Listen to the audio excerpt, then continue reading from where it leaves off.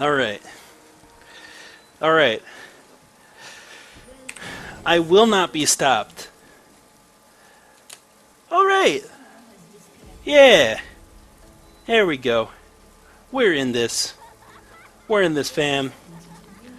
Let me line these suckers up. Yeah. Ugh. Pause comes out because my roommate is Full Metal Nidalee and he is also disconnecting.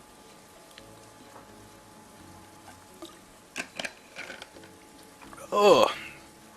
The stream is back live. We are back online. And the storm will not stop me from casting this game. Unless it knocks my power out completely. That's the only way. If it fries my desktop, I will get on my laptop and cast these games. I will set up a separate stream overlay set for my laptop and fully set up OBS to cast these games. I will do it. Alright, so, top lane, a classic matchup for the ages that hasn't been seen in quite a while. Mundo versus Zac. Mundo has a lot of resilience against AP, a lot of resilience against poke laners in general, and if Zac is not careful, he might be put in a situation where he cannot kill Mundo because of the items that Mundo likes to purchase. Spirit Visage, literally just the Spirit Visage, now that I think about it. Just the Spirit Visage might be enough to stop the killing potential. At that point, Zac would be smart to start roaming mid lane, trying to get kills on this Karma. A little bit of slowing can be just enough for this Nidalee to knock over it pretty much any champion. If the spear lands, the spear gets a kill. That's the typical rule for your Nidalee players, so that's how it is. Top side of the map, Zac doing a fantastic job of guarding this red buff, making sure he's not being invaded on. Otherwise, you can see the late invades and people can come in and get it. Notice that it looks like Tomahawk maybe didn't get the best of leashes, but you know what? It's going to be okay. He's Cho'Gath, so he's got plenty of resilience there and sustain in the jungle. Alright, bottom lane high there, taking a little bit of tumble damage from Bud 7. And it looks like he's going to return with just a bit of those ranged rockets. Dark Crimson Blade up in the top side of the map wants to get some additional poke damage. Good stun comes out of Pac-Man, which immediately forces out the flash from Sona. Alright, looks like bottom lane might be our volatile area here. Top side, the ukulele hits are going through from Dark Crimson Blade onto Supernova. Supernova does have that ignite in his belt, though. He needs to make sure that he gets an early kill, probably an early 2 kills on Mundo, in order to really win this lane. Zenith Blade lands onto Kuju. Vayne not quite ready to join the fight, though. High there getting some good auto attack damage. Top side of the map. Dark Crimson Blade forced to flash out from that ignite. He will have to be... He's probably going to be forced to use his teleport here. Is he not going to use the teleport? Really? Huh. The amount of time that he sits with this teleport not using is every single advantage to Zac because it decreases the amount of time that they have between the difference in their summoners. If that makes any sense. Alright, top side of the map, Supernova continues to dominate the lane with his pressure that he can throw down with his abilities. He's got roughly double the farm. That will change considering the minions will crash into the turret. Good flame chompers onto Pac-Man, forces a flash and a heal. A little bit of miscommunication there, probably could have saved one of those summoner spells, probably the heal. Bud 7 now left alone in the lane, low health himself against almost a full health Kuju and high there 12. Top side of the map once again, Supernova doing a great job of keeping his health up and trying to zone Dark Crimson Blade off this minion wave. Short hop used. Oh my goodness, it's storming like mad out there. Alright. A little bit more trading here. Dark Crimson Blade not in quite a position where he can live. Uh-oh, Bakuna Matata goes low, flashes out. Looks like he's going to burn down to the Ignite and Red Buff combo of their Full Metal Nidalee and Gaston Legume. The strongest mushroom on the face of the planet. Uh-oh. He's been laughed at. You don't want to laugh at the Zac. He gets dove immediately, and he will lose every bit of that farm. Uh-oh. Supernova takes a turret shot for his trouble. He's forced to flash into the brush. His passive barely doesn't get popped. I guess it's a worth flash, but I'm not quite sure. Oh my goodness. Oh my goodness. Alright, it looks like off of that kill, Zach might be able to afford, yes he can afford the best item for this matchup, that Spectre's Cal, and I think a couple potions. No, he decides to rush straight into the Ruby Crystal. Now that Ruby Crystal purchase is going to mean that each one of those ukulele throws that Mundo tosses out will do additional damage. Yeah, the back animation on Zach is pretty tight. I love that skin. Embellation asking, hey man, can I get into the next game? Just ask in the LowElo chat room when I call for the next round of invites, and I'll try to get you in. Just depends on who all is asking at what time period. I'm not going to save any parking spots. The only person who's getting a parking spot saved right now is Fatal Finish, because he was so generous in letting this duo of mid lane and top lane on red side join the game. Alright, Dark Crimson Blade tossing out the sunshine there. Uh-oh, doing a great job of denying these blobs, but you have to realize that when Zac blobs are getting stomped by the enemy, if it's not done between farm, they end up losing a large amount of farm for doing so. Dark Crimson Blade's going to live just barely because of that regen on his ulti. He's going to run away and get out of that one pretty safely, but any sort of damage you can do to Mundo while he's healing up is still advantageous because it keeps him at a lower amount of health once that ulti has finished.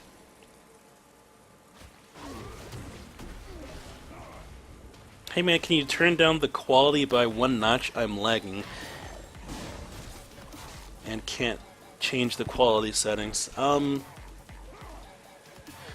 don't really want to. Sorry, but check your network connection. Make sure that you don't have any downloads going on and there's no one on the other side of your network. Make sure you've got a solid connection to your ISP, because otherwise there are 12 other people watching the stream who are doing just fine. Sorry to sound like a dick, but that's just the truth of the matter.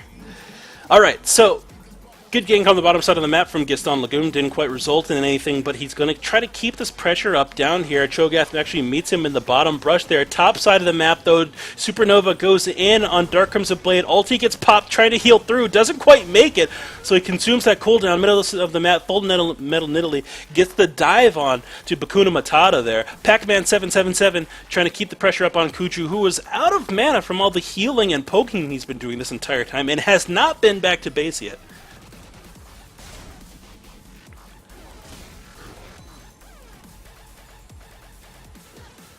Let me check my frame drop rate, make sure I'm not dropping any frames. No, I've got 0 drop frames, so... And I've got my stream resolution is already really... It's pretty good. Like, it's optimized to be able to be watched by everyone. If I lower the quality even more, it's gonna just look really bad. Oh my goodness, Bud7 managing to pick up the kill there onto... high there, but just the return kill coming out of Kuchu. Can Pac-Man 777 close out this kill here? He's got the AD runes, but Zenith Blade not quite up in time.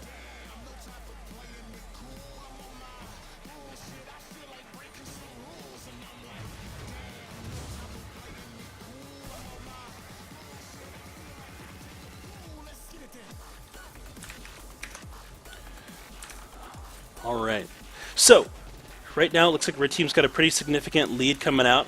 Gaston Lagoon looking for the gank in the mid lane once again. Ulti comes out, and Bakuna Matata is going to go down here. Oh my goodness. So much pressure on these solo lanes. The jungler really needs to try to make something happen. So far, he's only been able to just get some farm down. Needs to get some decent knockups rolling.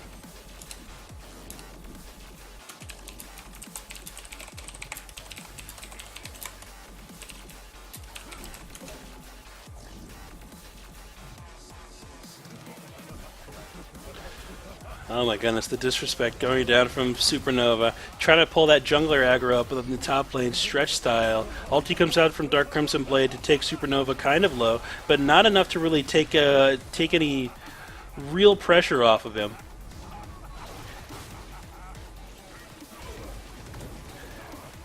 DCB running out of HP to really work with here.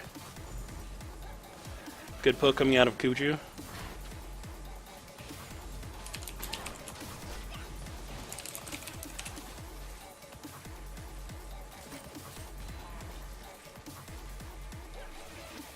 Alright.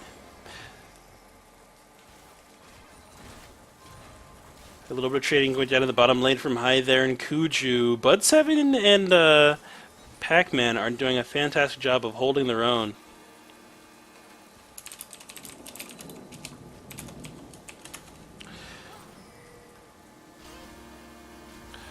Let's see here. Alright, so things are slowing down just a little bit. No one has gone for a dragon attempt quite yet. Red team probably in the biggest position to do so, but...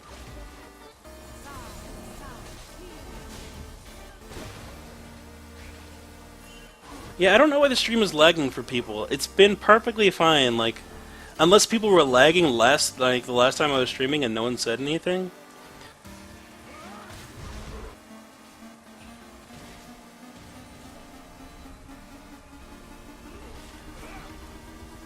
I mean, I can restart the stream, but I'm telling you guys, the second I lower the quality, you're going to notice the difference and be really sad about it.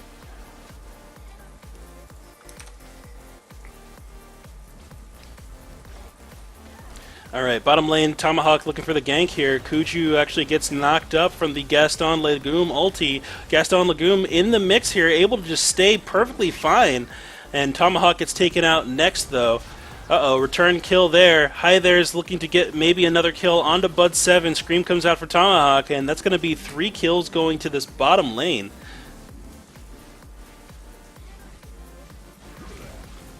Yeah, I mean, the stream is set up so that you can, as long as you have literally 2.5 megabit download, you'll be fine. So unless people don't have 2.5 megabit download, and this is like 2002, then I don't know what to do.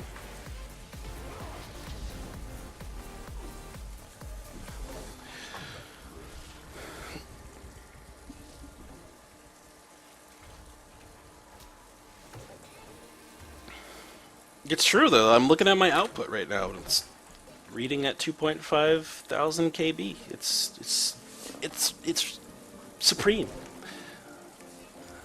I've worked hard to make sure I put out a quality stream that most people can enjoy.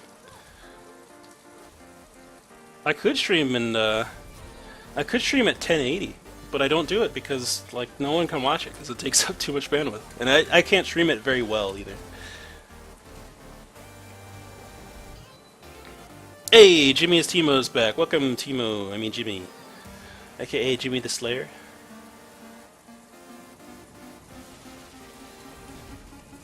Alright, so a little bit of jostling around near this bottom side of the map here, and Knockup goes on to the Crab, but ulti comes out from Pac-Man 777 looking for the kill on Tomahawk. They actually find it here. Good ulti comes out of Kuju, Rocket comes out of High there, but Kuju doesn't really want to full engage on this fight. Full Metal Nidalee is looking to pick off somebody else. Spear lands onto Kuju and he's moving in for the kill. Can he get there before that hunted mark runs out? Can't quite close the distance in time, and it looks like Red Team's just going to settle for a dragon.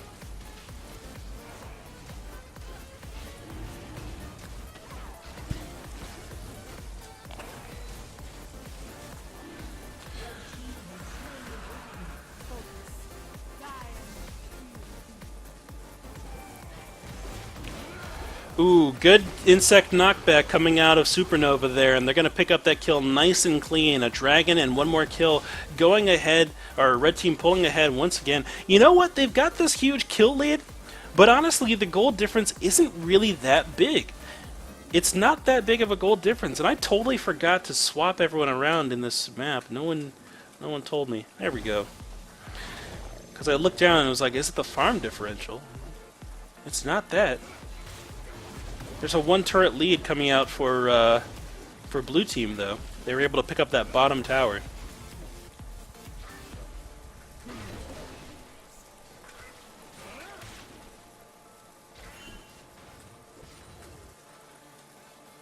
You know what? I think I understand why the gold lead isn't that big, and it's because the kills that have happened have been multiple repeat kills, so they're not that big of a deal. Uh-oh. Looks like Supernova's getting ganked up here in the top lane, forced to flash away from that knock-up. Dark Crimson Blade trying to get the revengeance. Can't quite find it just yet. Kuju actually flashes under turret, trying to get Pac-Man pulled under it. Pac-Man doesn't quite go down here. Zap flies out, misses. Bud7 is going deep, trying to get this kill on high there, but the exhaust shuts down an auto-attack, forces him to cancel. Uh-oh, knock-up lands onto Supernova. Dark Crimson Blade trying to pop this passive, finally gets it. Gaston Legume and Full Metal Nidalee are looking to clean up this kill, though. I'm not sure if Dark Crimson Blade can finish it. Doesn't get it. Knock-up misses. Supernova revives, and then Full Metal Nidalee is looking for potentially another kill. Spear comes out and goes wide. Ooh.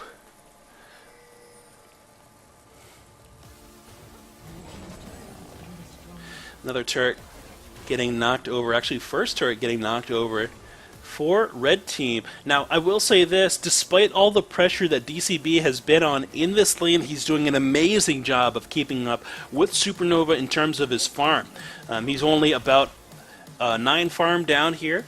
So with that, he should be able to catch up fairly easily if he can get a couple kills or a couple assists of his own in one of those TP rounds, because he does have the teleport potential there. He just hasn't been able to do or use it due to the amount of pressure that the Zac has been putting on him.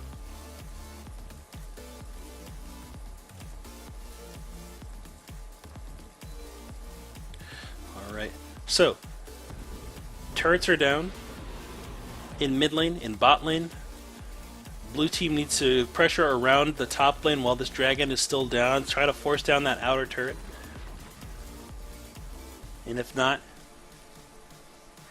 look towards getting deep vision and controlling the map so when the next dragon spawns, they can get a quick pick or just go for it when no one on the red team is ready for it. Blue team has the advantage in terms of kills. They've got a 1.1k gold lead. They need to continue pushing these outer towers and continue making these roam plays, because the small skirmish fights have been very advantageous for them. Looks like they're going for the crab here. They pick it up. 697 magic damage on the execute to that crab.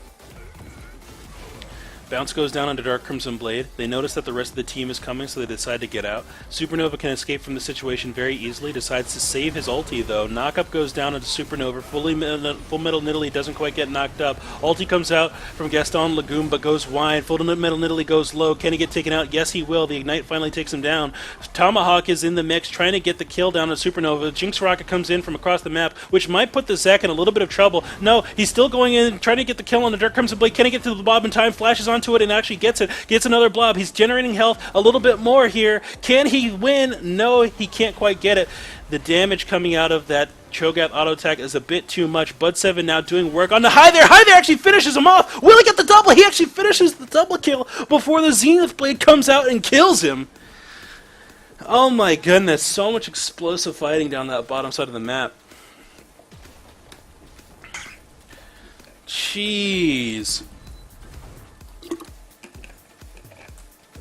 Tomahawk sticks around on the top side of the map and finishes off that turret, or should finish turret?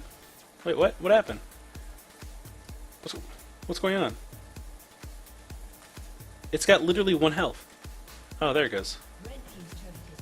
He's still in range? No, okay, he's not in range for the bonus damage.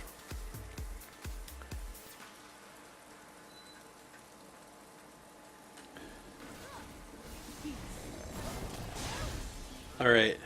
Full Metal Nidalee lands there, gets the tether landed on him. Bakuna Matata still keeping his distance. He doesn't want to get speared at any point or getting hunters marked for hunted at all.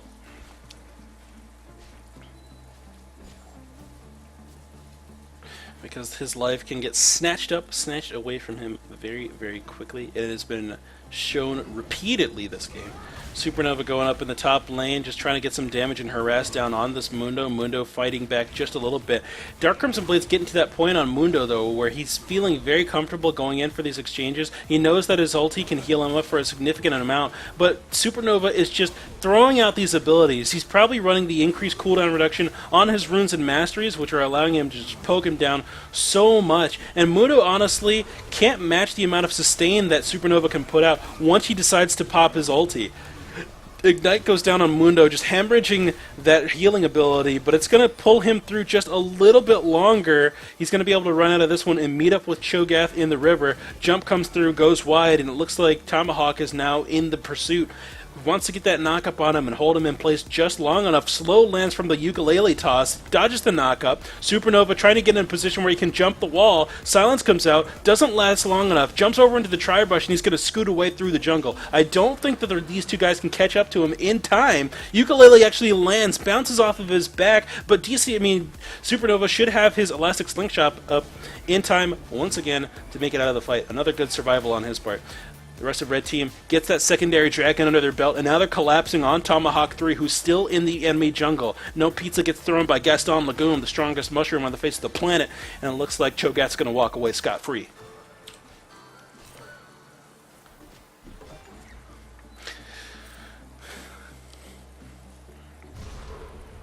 Ulti pop from Dark Crimson Blade, just looking to regain some health as he runs up to clear this wave in the top lane. I might have saved that cooldown, but once again, I don't play a lot of Mundo, so I don't know how quickly it's going to be up in case he needs to use it for a TP play. Because honestly, he could have based and been perfectly fine there. Uh-oh. Ignite goes down onto Bakuna Matata once again. He's forced to flash out. He's hunted, so it looks like he's going to be able to... I thought he was going to be able to chase that and finish up the kill, but I don't think he's that interested. Ooh, auto attack from Jinx, chunks for 348. Jump in from Nidalee, trying to get that execute. Good knock-up from Gaston Legume. Finishes off the kill there. Good Zenith Blade from Pac-Man is going to finish off Bakuna Matata. Zac is now ulting underneath the turret. He's got the aggro, but he doesn't have the armor built to tank too many of these shots. He should have kept tanking here, because he's still got guys underneath that turret. He lets them actually take the aggro. Oh, man.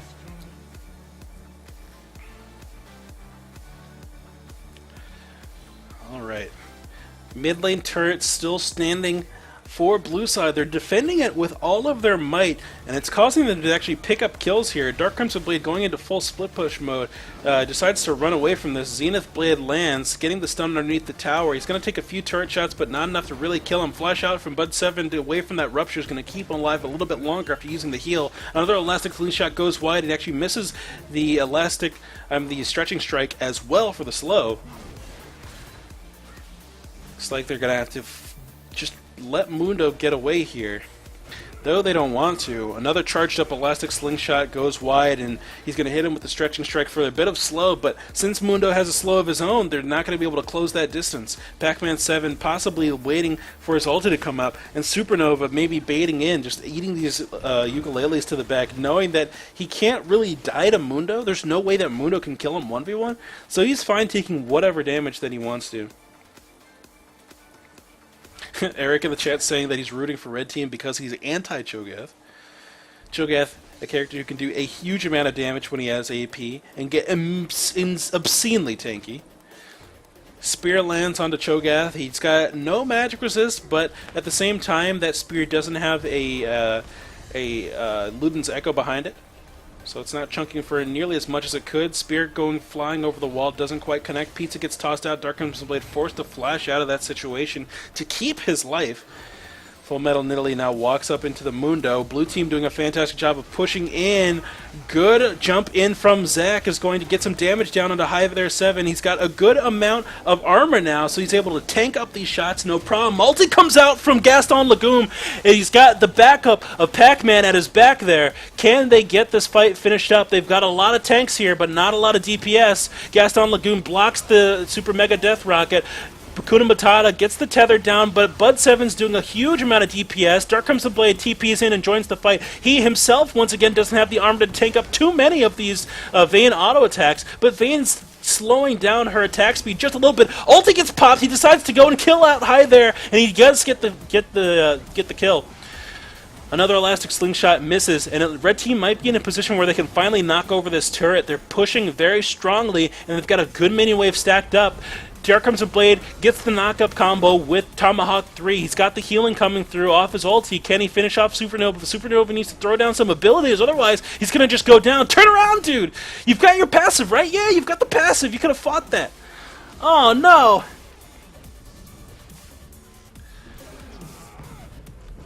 Oh.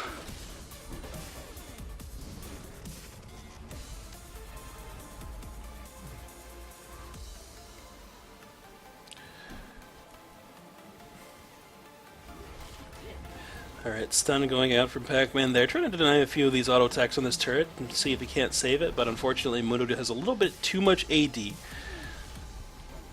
From, I think it's his E. That gives him the bonus AD.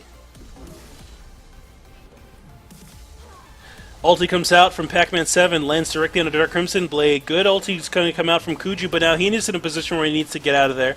Zap comes out from Jinx, and they're going to have to throw the exhaust as well to try to stop this enormous Malphite. He is so tanky against this entire team, and I love his build choice right now.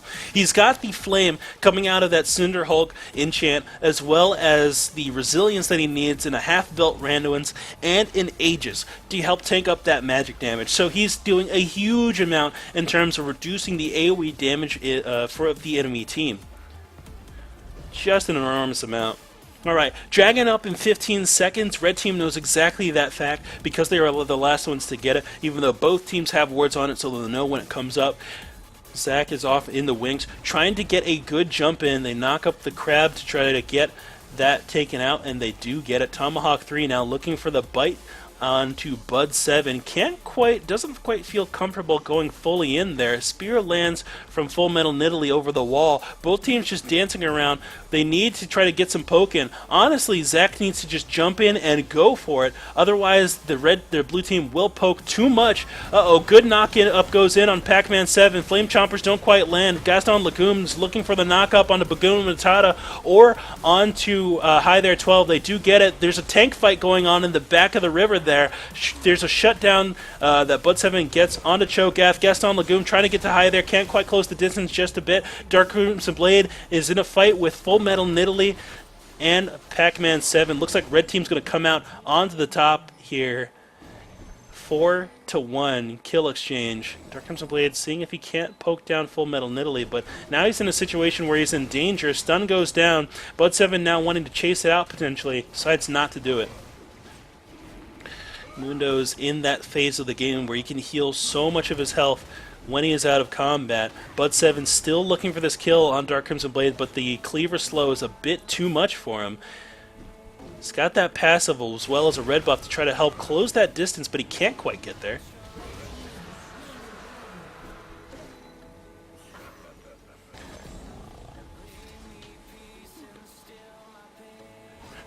Alright.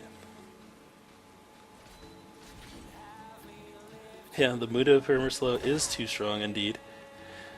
And you can see that healing, that passive that Mundo has of just regenerating a percent of his HP, combined with that Warmog's armor, combined with that Spirit Visage, is healing him an enormous amount.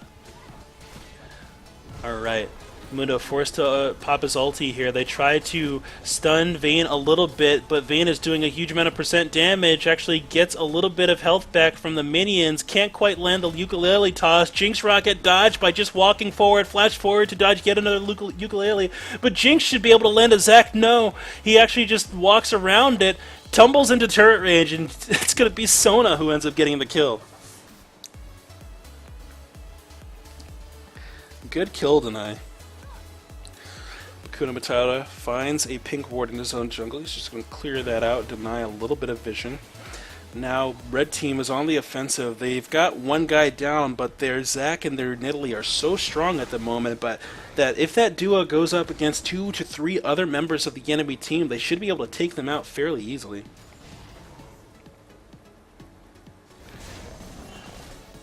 Alright.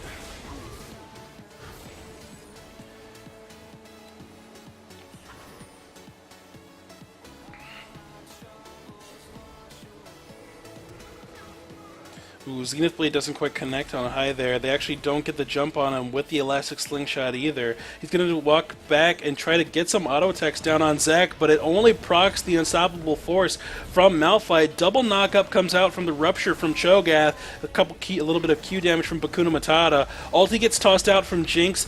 Gaston Legume throws down the pizza, trying to steal some speed from this this righteous, gloried up team. They need to peel for this Jinx. I mean, this Vayne though. Someone's got to help this guy. guy. Looks like he's going to be fine on his own. I misjudged his kiting potential. Ulti comes out. Great stun comes out of Pac-Man 7. That's going to turn the tide of the fight. Red team just goes fully aggressive here, but the Q disengage coming out of Karma is going to be too much damage for them to actually fully commit on.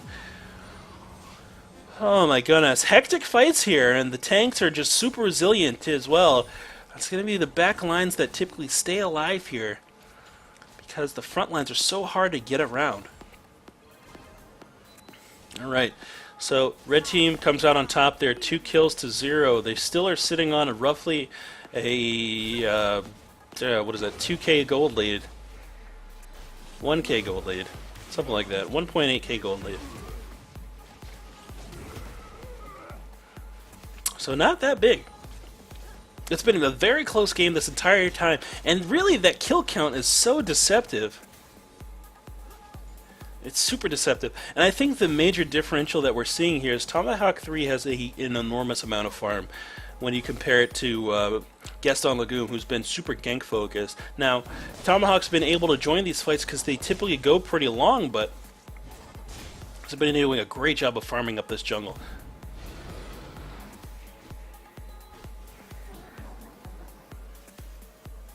Alright, no dragon up quite yet.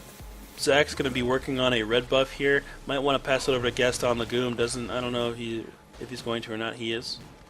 Okay, I like the build path coming out of Supernova. He's going the full stretch build, minus the fact that he's got the Merc Treads for a little bit of CC reduction. The only thing that's really going to reduce is going to be the snare on the Flame Chompers and the binding out of Karma, and the slow duration coming out of the Cho'Gath and Mundo.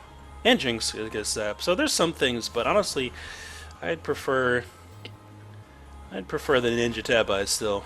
He doesn't have any trouble getting to that backline. Blue needs to stay by Jinx. I'd agree with that. Yeah, Jinx is really the crux of most of their damage, and I'd say that she's probably got the most gold on the team at the moment. Yeah. Actually, Cho'Gath has the most. He's got a huge amount of gold just from that farm, like I said before. Dragon spawning in a minute 20. Red team's got one guy off the map for 39 seconds. They're pinging to defend mid lane. Supernova jumps in onto Tomahawk and just takes away that crab. Tomahawk has to walk away a little bit sad. Xenoblade doesn't land.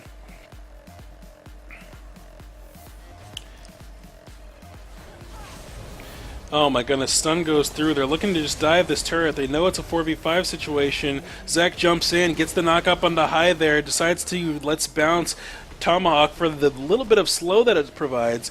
He doesn't quite have his knock up yet, lands it onto Full Metal Nidalee and Gaston Legume, but no one had turret aggro there. Dark Crimson Blade shows up. He's got a Thornmail now to help increase his threat a bit. But Red Team is just crushing through this base. Uh-oh, Spear lands onto Pakuna Matata and he gets executed immediately. So many auto-attacks are required to kill this Mundo, but he finally goes down. And with that, it looks like Red Team's just going to go ahead and force these Nexus turrets down and close out the game in a very clean fashion. The start game was a pretty heavy bloodbath, but looks like Red Team's the one that comes out on top.